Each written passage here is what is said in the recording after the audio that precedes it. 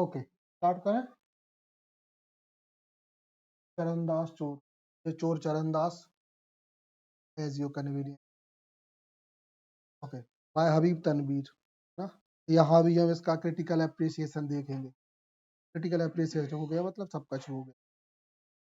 N in depth analysis of the landmarks Indian play examining its theme. इसमें हम क्या क्या एग्जामिन करने वाले हैं?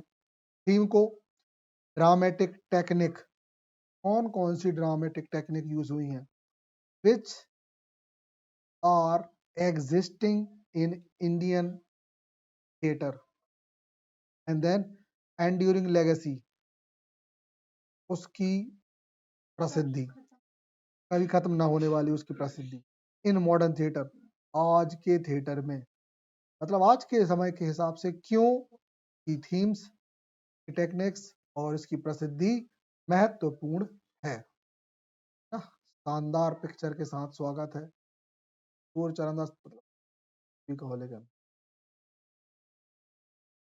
Introduction to Habib Tanvir and Charandas चोर। I think it is Habib Tanvir और हबीब और चोर Charandas, I don't know, but this pictures represent old Indian traditional man और senior citizen, है ना, उस चीज को रिप्रेजेंट, ठीक है ना। हबीब तनवीर तो हो नहीं सकते हैं, हो भी सकते हैं, हालांकि ऐसे ही दिखते हैं वो भी, शायद आई थिंक उन्हीं को ड्रॉ करने का ना, वही है ये। ठीक है, चलो आगे बढ़े, चलो आगे बढ़े। अब देखना ढंग से,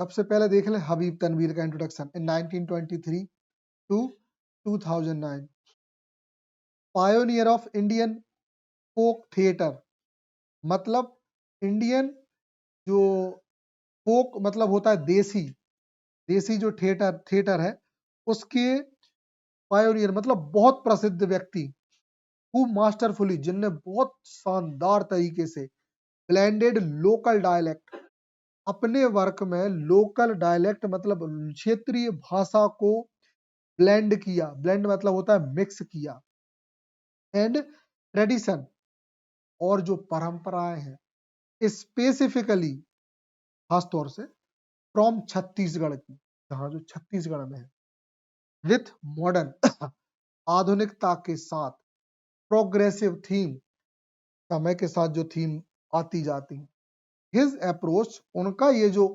नजरिया है, रीडिफाइंड, फिर से बताता है इंडिजीनियस परफॉर्मेंस, जो भारतीय का जो है परफॉर्मेंस है, फॉर द कंटेम्प्रेरी स्टेज, उस समय की जो स्टेज थी उसको वो बताते हैं। आया समझ में? तो हबीब तनवीर एक महत्वपूर्ण पर्सनैलिटी है, हमें इनका बर्थ ईयर और डेथ ईयर याद रखना है, क्योंकि नेट के पेपर में इन चीजों से क्वेश्चन आते हैं, है ना। हाँ, याद रखना, हमें सारे राइटर्स करने एक एक करके, थोड़े से अच्छे डिटेल में पढ़ना है, क्योंकि नेट में वर्क को हमें एक ही पता हो, है ना, बहुत गहराई से पूछ ले, जब बात तो हमें कल याद आ गई, तो चीजें इग्नोर मार रहे थे, भूले जा रहे थे कि यार, जबकि हम खुद पढ़ रहे थे दूसरे राइटरों में, और हम क्या चीज तो हमें बता नहीं पा रहे थे। भैया राइटर है, अच्छे से पढ़ो, मेन तो वही है, तो भाई यही याद क्वेश्चन, उनको वर्क तो एक दो पकड़ लेते भाई, एन बे है। ओके ठीक, ओके अब हम देख रहे हैं चरणदास चोर। 1975 में ये पब्लिश हुआ था ये वर्क, है ना, by Habib Tanvir, a landmark play adapting a classic Rajasthani folk tale. ये एक राजस्थानी क्षेत्रीय कथा है, लोकल कथा है जो, है ना, मतलब किस्से कहानियां वाली फोक, उनको किस्से कहानियों को फोक टेल बोलते हैं, अबाउट, और ये किस बारे में है? आ एक रॉबिन हुड स्टाइल थीफ, एक ऐसे चोर की जो रॉबिन हुड स्टाइल का था। अब इससे पहले आपको हम आगे बढ़ाएं तो हम तुम्हें एक बात पता होनी चाहिए कि रॉबिन हुड स्टाइल क्या है। तो रॉबिन हुड एक कैरेक्टर है जो वर्ल्ड स्टेज पे है, उसकी एक खासियत होती है, अगर आपने कभी सुना हो कि अमीरों को लूटता हूँ, गरीबों को बांटता हूँ, मैं ऐसा व्यक्ति हूँ। मतलब ऐसा हीरो जो अमीरों को लूटे और गरीबों को बांटे। तो इस स्टाइल को रॉबिन हुड स्टाइल बोलते हैं। ये इंपॉर्टेंट टर्म है। किस प्रकार के व्यक्ति को रॉबिन हुड बोलते हैं? तो जो गरीबों अमीरों को लूटे और गरीबों में बांटे। बहुत सारी मूवी में तुमने देखा होगा, अगर पुरानी मूवी देखी है क्या कोई ऐसी मूवी? मम्मी, तुम्हारी मम्मी लोग देखते होंगे, वो अमीरों को लूटते हैं। हाँ, अब समझे। हाँ, गाँव मतलब हाँ, हाँ, हाँ, वो रॉबिन हुड है। मतलब रॉबिन हुड स्टाइल बोलते हैं। ठीक, आगे बढ़े। इट जाइंट, जाइंट मतलब it, sorry, it gained, giant नहीं, सॉरी, गेंड है। हाँ, ये प्राप्त करना, गेंद मतलब प्राप्त करना। इट गेंड, और ये पाते हैं एक्लेम फॉर द इनोवेटिव ड्रामेटर्जी। मतलब ड्रामा में एक इनोवेशन करने वाले व्यक्ति के रूप में ये खुद को पाते हैं। एंड ऑथेंटिक इंटीग्रेशन, और एक बिल्कुल शानदार इंटीग्रेशन, मतलब मैसअप कोकटेल और मॉडर्निटी का। एंड फोक इडियम, क्षेत्रीय भाषा में कहे गए मुहावरे, है ना? जैसे अ, हाँ, है ना? जैसे अ, ये तो फिर भी मॉडर्न है। और सड़े, हम बता रहे हैं और सड़े में का।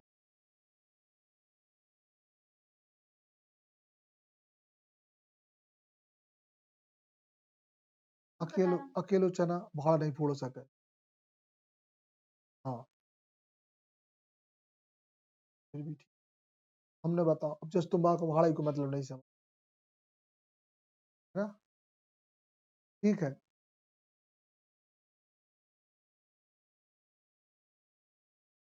अच्छे अच्छे हैं यार, बहुत सारे हैं, और पता मुहावरे हिंदी में देख।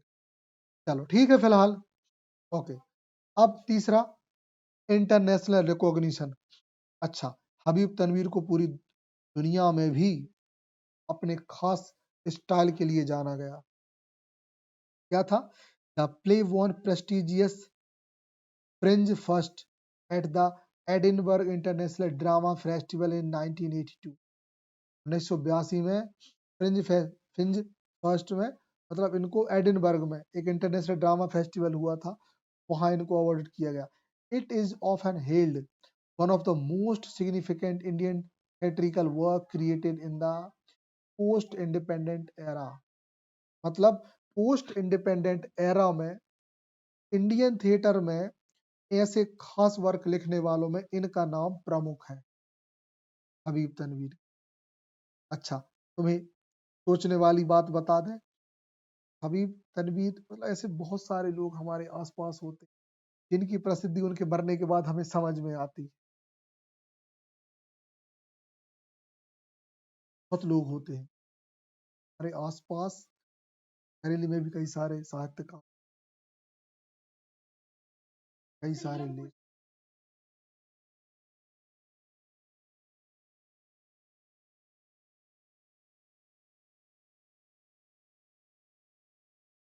जैसे एक बात तुम्हें बता दें, एक अच्छी बात बता रहे हो, बहुत खुशी होगी तुम्हें कि लोग इंग्लिश, अपने इंडिया में इंग्लिश साइट लोग इंग्लिश सीख तो लेते हैं, लेकिन वो इंग्लिश से आइडिया लेके लिखते हिंदी है, और फिर उसको ट्रांसलेट इंग्लिश में कराते हैं।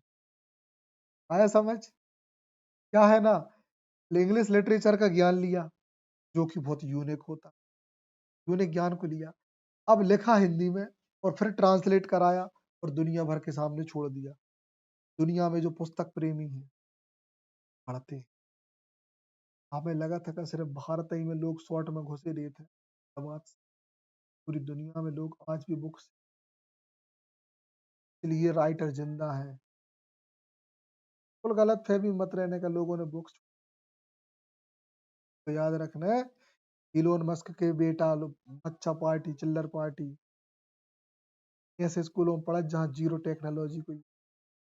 खुद फेसबुक का मार्क जकरबर्ग का बेटा, जिस जगह पड़ता है उसके 15 किलोमीटर के रेडियस में कोई नेटवर्क नहीं। समझ गए? टोटल हैंड में, समझे? नेटवर्क टावर तक नहीं लगने, समझे? टोटल उनको क्या खिलाया जाता है? मिट्टी से खेलना। मिट्टी को महत्व तो उन्हें भी पता। A central paradox, the honest thief. इस कहानी का हमारा जो चोर है वो एक ईमानदार व्यक्ति है। चोर है वो। अब इसकी कहानी की तुम्हें हम थोड़ा सा और बता दें। अगर इस कहानी में चोर ईमानदार है, इसका मतलब भ्रष्ट समाज को दिखाया गया होगा।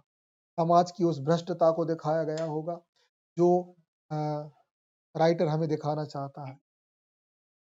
हाँ, नहीं है वो रॉबिन हुड, उसीलिए तो उनने बताया, है ना? एक शानदार सी पिक्चर है ये। अच्छा, ये जो सीन हम देखते हैं ना, हमें रियल जो ड्रामा परफॉर्मेंस जो होती है ना वो याद आ जाती है। अच्छा, तुम लोगों को हमारा एक और सॉन्ग बताएं। हमारे मन में एक ख्वाहिश है कि काश हमें भी कोई बड़ी स्टेज पे ड्रामा परफॉर्म करने का मौका, मगर ना हमारे पास कोई टीम है, ना हमारे पास कोई सोर्स है। मतलब एक मतलब हमें बहुत इच्छा है स्टेज पे एक ड्रामा हम परफॉर्म करें। कोई कनेक्शन ही नहीं।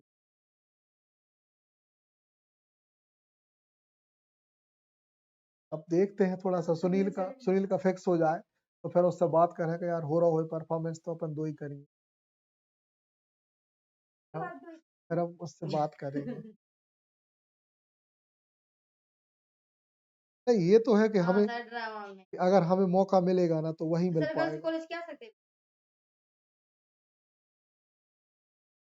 हमें तो इतना ही विश्वास है कि हमें तभी मिलेगा मौका।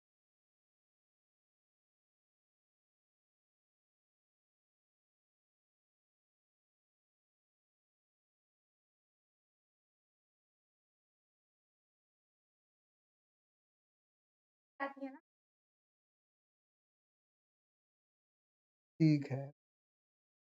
आगे बढ़े। The central product the honest थी, ठीक है। Okay, now can start. Paradox का एग्जैक्ट मीनिंग है विरोधाभास। अपन ने कई बार देखा है। भ्रम, विरोधाभास, भ्रांति, कंफ्यूजन। मतलब नहीं, मैं नहीं, हाँ मैं मतलब बात के विपरीत होना। विरोधाभास मतलब जैसा नाम है उसके विपरीत होना। जैसे देखो, हमारा ये जो चोर है ना, ये ऑनेस्ट चोर है, ईमानदार चोर। अब चोर और ईमानदार, ये दो ही बातें हैं ना विरोधाभासी। एक तो था चोर और जो कि ईमानदार हो नहीं सके। How it is possible? तो ये पैराडॉक्स में लिखना कठिन है। हमारा जो वो है ना रॉबिन हुड, वो पैराडॉक्स का बेस्ट एग्जाम्पल है। अमीरों को लूटता हूँ, गरीबों को बांटता हूँ। चोरी कर रहे हो, पहली चीज गंदी बात, बुरी बात। तो लोगों में बांट रहे, अच्छे भी बन गए तुम। बुरा आदमी अच्छा होना ही पैराडॉक्स होता है ना? ये है कहानी। चलो ठीक है। The character Charandas is fundamentally built. क्या पढ़ते हैं इसको? देखत जाओ। बिल्ट, कहाँ बिल्ट? अब जन्म घल जी। Deep paradox. तो हमारा जो कैरेक्टर है ये बहुत गहराई से, मतलब विरोधाभासी बनाया गया है इसको, बहुत गहराई से। ही इज, देखा जाना, ही इज अ थीफ। यह एक चोर है। Who take a solemn. क्या पढ़ा हमने? हाँ, एन हम खा गए, यही गंभीर, सॉलम। वो मतलब प्रतिज्ञा या व्रत। Before his Guru to commit 4 acts of thief। अपने चोरी के 4 एक्टों में ये अपने गुरु के सामने कसम खा चुका रहता है कि मैं कैसा बनूंगा। येट ही अब यहाँ ये साइमल्टेनियसली वो टू नेवर लाई, ये हमेशा बोलता रहता है कि मैं झूठ नहीं बोलूंगा, और ये सही में नहीं बोलता। उस नाटक में अच्छे से देखना, कहीं झूठ नहीं बोलता, सच्चा ही बना रहता है, लोगों को हंसाता रहता है, उस हंसी में ये सही ही बातें बोलता है। This lead to striking contradictory of a man, और ये इस व्यक्ति को कॉन्ट्राडिक्शन की तरफ हिट करती है, of a man who is both a criminal, एक तो तरफ वो क्रिमिनल है और फेयसली डिवोटेड टू, और दूसरी ही साइड डिवोटेड टू ट्रूथ। हाँ, ये नेगेटिव वर्ड नहीं है, ये यहाँ पे उतावलापन है इसका। क्रिमिनल मतलब एक तो क्रिमिनल था, और फेयरसली मतलब उतावलापन।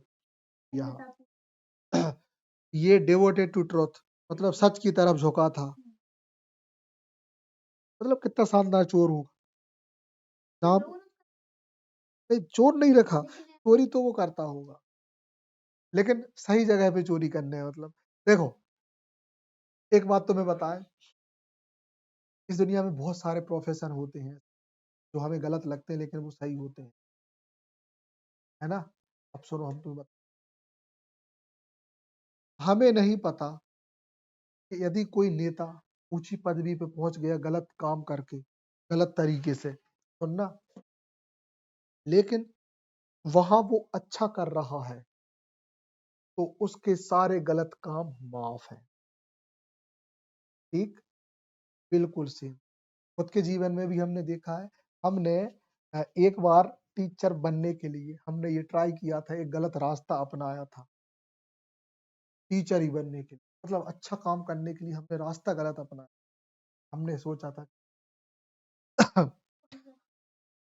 ठीक है, लेकिन ईश्वर ने हमें बचाया। बोले कि बेटा, अब हमें समझ में आता है, ईश्वर ने हमें बचाया। कहा कि बेटा, तेरे मन में पढ़ाई पढ़ाने के प्रति जो तीव्र उत्कंठा है, इसलिए मैं तुझे सही रास्ते से ही पहुंचाऊंगा। नहीं तो तेरी एक और आदत, हमारी एक और आदत है, हमारे ईश्वर ने हमसे कहा कि तेरी एक और आदत है, हमेशा किसी बात का दुख मनाना, अगर कोई गलत तरीके से तू पहुंच गया। हमें सही में, हम जो काम गलत करा हम स्वीकार करते हैं, गलत तरीके से पहुंचे यहाँ, क्या भगवान तू ऐसा चाहता है?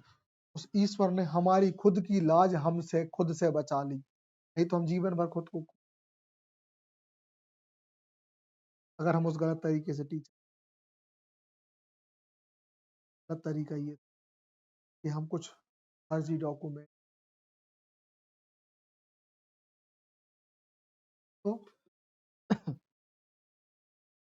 ये था हबीब तनवीर ओन वर्ड्स, उसके खुद के शब्द हैं, a thief can not leave stealing, चोर कभी चोरी नहीं छोड़ सकता। Truthful man can not leave telling truth, लेकिन एक सच बोलने वाला और एक सच बोलने वाला इंसान भी कभी सच बोलना नहीं छोड़ सकता। इफ ट्रुथफुलनेस, यदि सत्यता, बिकम अ हैबिट, अगर सही बोलने की आदत आपकी एक आदत बन जाए, that two is a vice, यही सबसे बड़ा सबसे अच्छी बात है। अगर सच बोलना ही आपकी आदत बन जाए, इससे अच्छी कोई बात नहीं। वाइस मतलब महान, यही महानता है ना। देखो कितनी प्यारी बात बोली, चोर कभी चोरी करना नहीं छोड़ सकता, एक सच बोलने वाला कभी सच बोलना नहीं छोड़ सकता, लेकिन अगर सच बोलना आपकी आदत बन जाए तो आप महान व्यक्ति, है ना। दिस फाउंडेशन कॉन्ट्राडिक्टरी चैलेंज, ये जो फाउंडेशन है, मतलब ये जो बेस है, चैलेंज कन्वेंशनल मोरालिटी, मतलब समाज में जो नॉर्मल मोरालिटी चल रही थी ना, कह रहे चोर तो अच्छो हो ही नहीं सका है, अच्छो ही अच्छो हो सका, इस बात को इनने तोड़ा, फोर्सली, जबरदस्ती, the audience to reflect on the complexity of human nature, एक ह्यूमन नेचर की जो जटिलता है, कॉम्प्लेक्सिटी, उसको इनने बताया कि मतलब देखो कॉम्प्लेक्सिटी क्या, एक चोर भी और सत्यवादी भी how it is possible? Good nature का चोर कैसे पॉसिबल है? सारे चोर हैं। अपनी हैप्पी न्यू ईयर मूवी देख लो, वे लोग चोरी क्या करा थे, तो बदला ले, मतलब आत्मसम्मान के लिए। देख लेना, अरे शानदार सुपर हिट कॉमेडी मूवी है शाहरुख खान की। शाहरुख खान, दीपिका पादुकोण, है ना, नंदू भिड़े। हाँ, नंदू भिड़े। तो वो भी तो शानदार। हाँ, अब समझी, है नहीं? दिस फाउंडेशन कॉन्ट्राडिक्शन, हाँ मतलब reflect the complex where virtues and vice, जहाँ पे virtue क्या था यार, भूल गए। हाँ, आपका गौरव और आपकी महानता। हाँ, गरिमा कैन एग्जिस्ट, को एग्जिस्ट, दोनों ही मतलब को एग्जिस्ट मतलब मिलके एग्जिस्ट करना, and even depend on each other, ये हर एक पे निर्भर करती है फॉर एग्जिस्टेंस, अस्तित्व से। तो अच्छाई इन दोनों चीजों से निर्भर करती है। ठीक है, ये सिंपल सी बात है। हबीब तनवीर ने कहा कि तो देख ले, Charandas is compelled by his वो to always speak the truth about the action. अपनी अपनी जो कसम होती है ना, वो मतलब कसम भी होता है, अपनी उस कसम के कारण ये हमेशा सच बोलता है, which ultimately become his greatest strength for his tragic flow. और ये उसकी जो बर्बादी जो हो रही होती है ना, तो उससे इसको ये एक ट्रेजिक फ्लो देता है कि मतलब सच बोलने में संघर्ष भी बहुत करना पड़ता है भैया, सच बोलना बहुत कठिन है।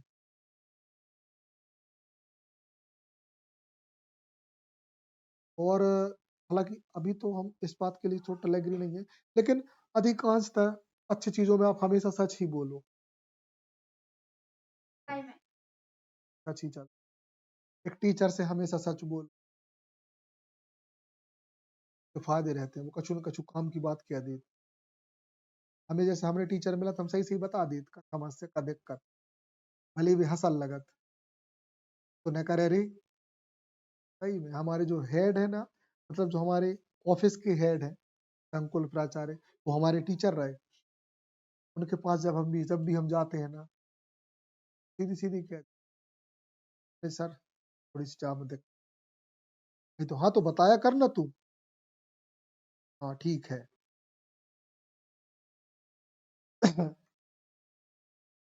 हम अकेले एकमात्र ऐसे शिक्षक हैं जहाँ पे हमारे दो बड़े ऑफिस है ना, दो ही जगह पे जो प्राचार्य है ना, हमारे टीचर्स,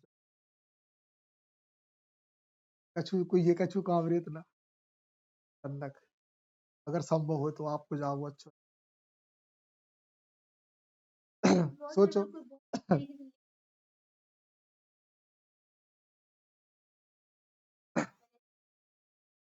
जहाँ पे संबंधित रहे, टीचर स्टूडेंट का रिश्ता कबू खराब नहीं हुए, हमेशा अच्छे से ट्रीट करत। मतलब अगर फंसे हैं तो अपनी स्टूडेंट है कि फंसे हैं भाई, डांट भी दे तो उसी पता है कि वो बुरी ना मान है। इस मामले में हम अकेले प्राणी, बाकी सबके काज वे साहब है, साहब जाकर भी लोग साहब बोलत, हम तो सारा ही बोलत है भाई कि हम रे भाई हम जो बोला था सो बोल पा। और देखो, संकुल प्राचार्य हो गए कौन, वो जो हमारे 9th के टीचर थे। और जो हमारे जो डीडीओ जहाँ से पेमेंट रिलीज होती है, वहाँ के प्राचार्य कौन है, अपने इमलिया के जो है ना बड़ेश्वर वाले सर। अरे जो श्रीनाथ उनका जो घर है ना, उसके बाजू में भी हम रेवते के प्राचार्य। और हमारी जॉब सब पहले भी हमें मिले थे, कही अरे हमें प्रकाश ने बताई, बहुत खुशी हुई मान। और किस्मत देखो, हम वहां पहुंचे, वो प्राचार्य नहीं थे वहां के, ना उनका वहां कोई कनेक्शन था। हमारी ज्वाइनिंग के बाद उन्हें वहां की प्राचार्यशिप मिली, मतलब वो बड़ेश्वर से ट्रांसफर होकर वहां पहुंचे। और फिर बताई कि तुमरे हर रई में आ गए हम। कर रही है। हमने कहा अरे वाह सर, मतलब वहाँ के चपरासी ने हमें लूटा था।